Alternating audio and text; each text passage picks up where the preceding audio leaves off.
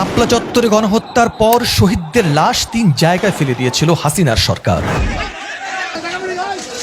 এমনটাই জানিয়েছেন সাবেক সেনা কর্মকর্তা মেজর সুমন আহমেদ। তিনি জানান, তৎকালীন র্যাব কর্মকর্তা লেফটেন্যান্ট কর্নেল জিয়ার নেতৃত্বেই এই গণহত্যার পর নিহতদের লাশ গোপন করা হয়। প্রবাসী সাংবাদিক কনক সার্ভারের এক অনলাইন টকশোতে মেজর সুমন আহমেদ জানান, শাপলা চত্বরে গণহত্যার পর হেফাজতের নেতাকর্মীদের লাশ ৩টি পৃথক স্থানে ফেলে দেওয়া হয়েছিল। তিনি বলেন, আমি যাদের কাছ থেকে এই তথ্য পেয়েছি তারা জানিয়েছেন কিছু লাশ কক্সবাজারে ফেলে দেওয়া হয়েছিল, কিছু কুমিল্লার একটি বড় ব্রিজের নিচে, আর বাকিগুলো টুকরো টুকরো করে বিভিন্ন জায়গায় ফেলে দেওয়া হয়েছিল।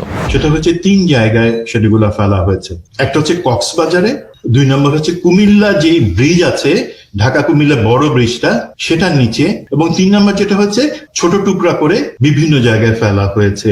মেজর সুমন জানান, এই তথ্য তিনি সেনাবাহিনীর 2 জন কর্মকর্তার কাছ থেকে পেয়েছেন যারা ওই অভিযানে প্রত্যক্ষভাবে সম্পৃক্ত ছিলেন। তবে তিনি এটা বলেন, আমি নিশ্চিত করে বলতে পারবো না যে এই তথ্য শতভাগ সঠিক, কারণ আমি এটির পুনরায় যাচাই করতে পারিনি। তিনি আরো জানান, গণহত্যার সঙ্গে যুক্ত 2 জন অফিসার তার কাছে এসব তথ্য বর্ণনা করেছেন এবং তারা নিজেরাই এই বর্বরতা দেখে স্তম্ভিত হয়ে গিয়েছিলেন।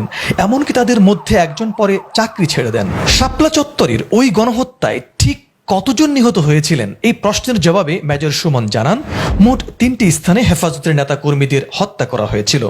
হামলায় অংশ নেওয়া 2 কর্মকর্তা তাকে জানিয়েছেন, শুধুমাত্র বাংলাদেশ ব্যাংকের পাশেই প্রায় 70 জন হেফাজত নেতা কর্মীকে হত্যা করা হয়। তবে বাকি 2 জায়গায় ঠিক কতজন নিহত হয়েছিলেন সে বিষয়ে তারা কিছু জানেন না। মেজর সুমন আরো জানান, কর্নেল জিয়া শাপলা চত্বরে উপস্থিত থেকে সরাসরি হত্যাকাণ্ড চালিয়েছিলেন।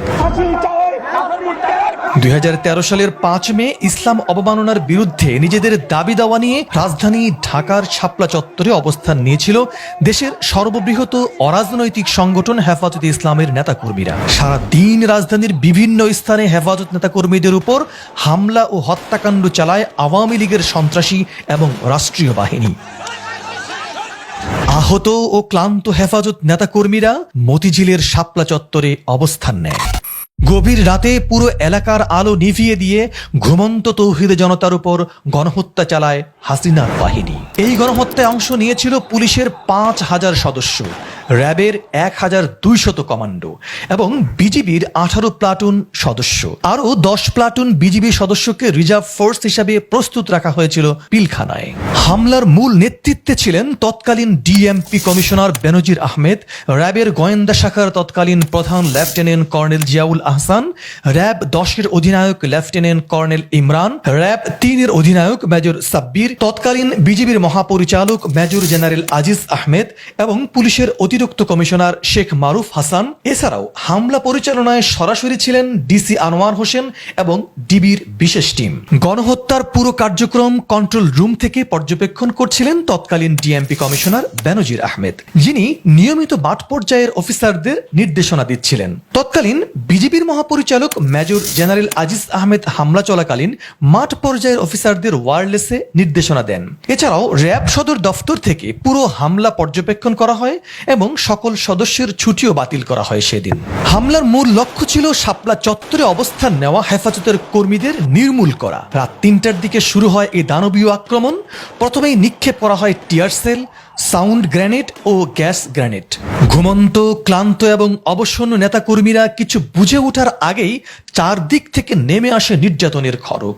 হাসিনার বাহিনীর সদস্যরা সাঁজোয়া যান, দাঙ্গা দমনের গাড়ি ও অ্যাপিসি নিয়ে 4 দিক থেকে ঘিরে ফেলে শাপলা চত্বর। হেফাজতের কর্মীরা ছিল সম্পূর্ণ নিরস্ত্র। কিছু সময়ের মধ্যেই মঞ্চ লক্ষ্য করে নিক্ষেপ করা হয় কাঁদানে গ্যাস, রাবার বুলেট ও গুলি। মুহুর্মুহ গুলির শব্দে প্রকম্পিত হয় মতিঝিল এলাকা।